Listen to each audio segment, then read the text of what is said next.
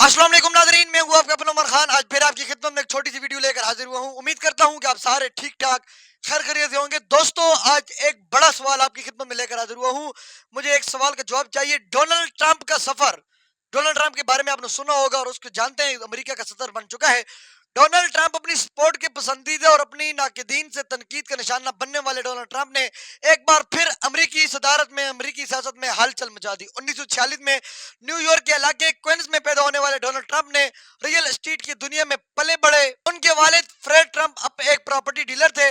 Military school से तालीम हासिल करने के बाद ट्रंप ने अपने खानदान कारोबार में शमूलियत अख्तियार की और ट्रंप अंपायर को संभालने और मजीद तरक्की देने के जिम्मेदार बने। और फिर गोल्फ कोर्सेज, लग्जरी होटल, मशहूर ट्रंप टावर, ये सब दौलत इनकी ताकत की वजह से मशहूर हैं। लेकिन ट्रंप के एग्जाम में उन सब का कामयाबियों से बढ़कर थे। सन 2004 में उन्होंने रियलिटी टीवी शो में मेजबानी के तौर पर एक नई नस्ल को अपनी जानिब मुतवज्जे किया। दोस्तों, एक दहाई से भी ज्यादा अरसे गुजर जाने के बाद ट्रंप ने अपनी नजरें एक बड़े मकसद पर मरकूज रखी।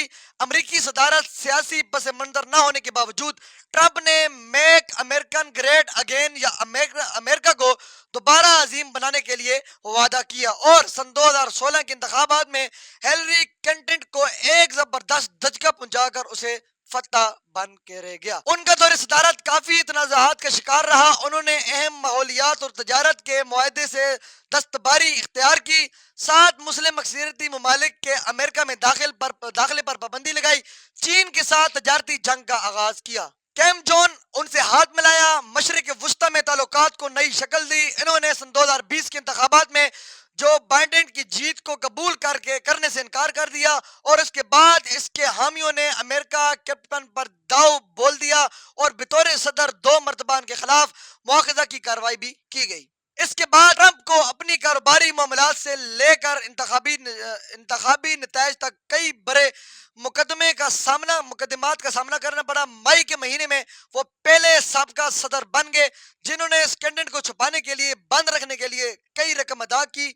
उसके जुर्म में उन्हें सजा भी सुनाई गई। लेकिन इन सब के बावजूद ट्रंप ने दोबारा सदर बनने का इल्जाम का इजहार किया। अब वो रिपब्लिकन पार्टी की जानिब से सदारती उम्मीदवार नाफिज हुए और इंतखाबी मुहिम के दौरान 2 कातिलाना हमलों से भी बचे। डोनाल्ड ट्रंप के चाहने वाले उनके मुजामत के मुतारिफ हैं और अब डोनाल्ड ट्रंप सन 2024 का सदारती इंतखाबात में जीत कर एक बड़े अमेरिका के सदर बन चुके हैं।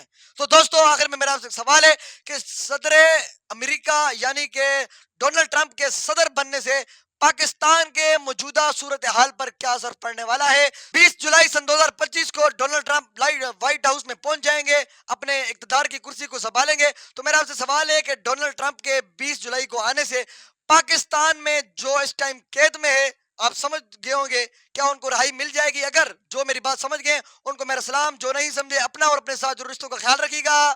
बस सलाम।